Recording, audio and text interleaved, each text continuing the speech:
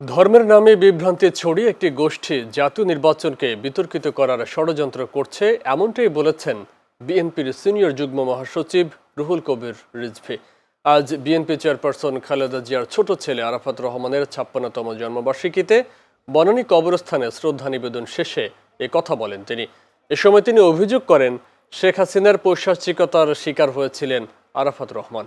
দেশে স্বাভাবিক রাজনীতি থাকলে তার এই অকাল মৃত্যু হতো না বলেও মন্তব্য করেন তিনি। এ সময় তিনি আরও বলেন, জাতীয় অবাধ সুষ্ঠু নির্বাচনের অপেক্ষা রয়েছে, কিন্তু নির্বাচনকে বিলম্বিত করতে এখনও অনেকে ষড়যন্ত্র করছে। চাঁদাবাজ দখলবাজদের বিরুদ্ধে সরকারকে সোচ্চার হওয়ার আহ্বান জানান বিএনপির এ নেতা।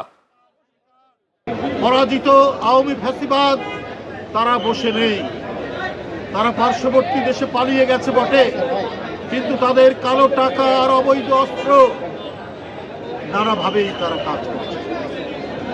তারা বিএনপির বিভিন্ন জায়গায় কোনো মিছিল হলে বা গণতান্ত্রিক শক্তির কোনো কর্মসূচি হলেই তারা অন্ধকার থেকে বেরিয়ে এসে সেখানে আক্রমণ করছে।